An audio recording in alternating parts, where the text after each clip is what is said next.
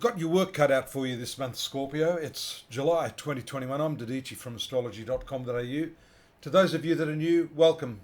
Come one, come all. Let's have a look at your horoscope and see what's going on.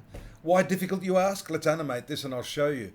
Right up here in the upper part of the horoscope, Mars in that opposition. It's been happening for a while, but it's exact on July 1, and that's tension.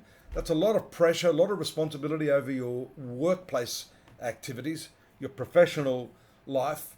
Venus softens that, so in a sense, maybe you are enjoying that pressure.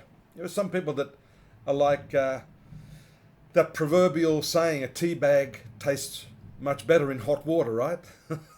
So you're a tea bag this month, fair bit of hot water there, but you can see here Mars quickly moving out of that opposition. It's still leaving Saturn there in your fourth house, so a lot of domestic stuff that's probably needing to be dealt with.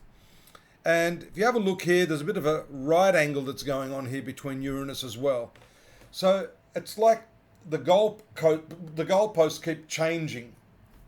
It's like trying to get your footing, and everything around you, the environment, the people that you're working with, may be changing the rules of engagement. That's what that challenging aspect there is. It can also make you rather volatile. But here we see a change coming, I would say. And keep your eye out here on the 10th, when the moon makes contact with the sun, passes it, and then that's what we call the new moon phase. There it is there. And it's happening here, the upper part of your horoscope, the 9th house, which is your value system, your beliefs, your education. It quickly moves into the 10th house. So you're going to be taking a lot of this energy, Scorpio, into this career area. And I think this is one of the focal points of your life right now, where you've got a lot more drive than you had previously, and you've got a lot more appeal to the public. Now, the 10th house is often related mostly to your working life, but the 10th house is also to do with the development of your persona, your ego. It's what the Vedic astrologers called karmasthana, your karma. And so Venus here is very important. It rules your 7th house of PR. Up here in the upper part of the horoscope shows that you are developing new character traits that can attract people to you, not just on a personal level, but in the working life that you have chosen for yourself. And you can use that to your better advantage. And you'll see that that's also going to continue increasing this month as Venus moves into this 11th house. We'll tell you about that in a moment. But I also want to draw your attention to a couple of other factors before they actually happen. That's firstly the Venus moving to your 11th house. Then we see the retrograde Jupiter down here in your 5th house. That's going to be going back into the 4th house.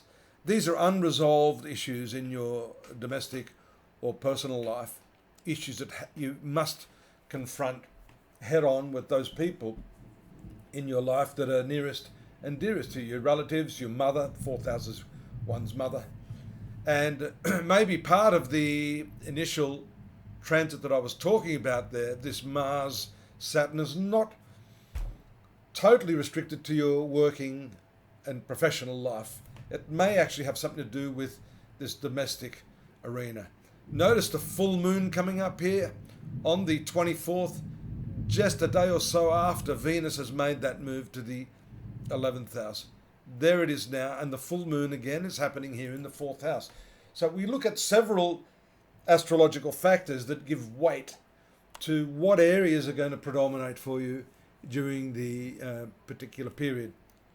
Now that's going to be offset by Venus here, but there may be some disappointment with your friends right now, because Venus in the sign of Virgo is not well placed. It's the sign of a friend, but it is its debilitation place. Virgo is its weakest place. So that may show your relationship is struggling a little bit at this time as well.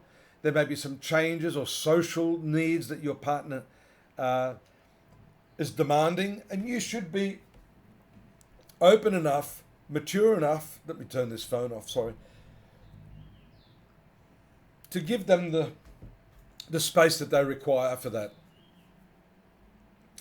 30th of July, we've gone through that pretty quickly, haven't we? I hope I touched on the points adequately enough.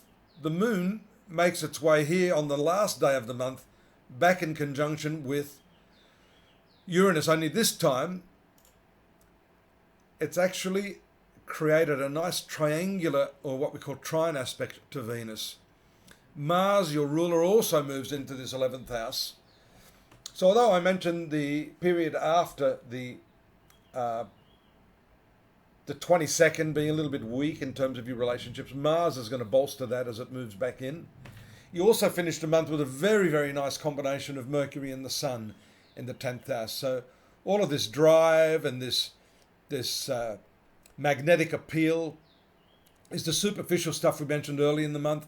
Then the Sun and Mercury yield the result. The Sun will be here for a month, so therefore it's a time when you can demand your promotion, your extra pay, and respect too, because this gives a lot of self-esteem when the Sun is in the upper part of the horoscope. The beginning of a new cycle, a good cycle for you in your profession. Pop on over to astrology.com.au. We've got the whole chronological sequence of aspects for the month of July, plus a lot of other free oracles. You've got me here if you need to have a personal reading, which a lot of people enjoy, and I thoroughly enjoy it too, because then we can get down into a more personalized, fine-tuned reading for you and for what's coming in the next period. And I invite you to do that. I invite you to subscribe, and I definitely invite you to come back next month, and I'll enjoy that. Bye-bye for now.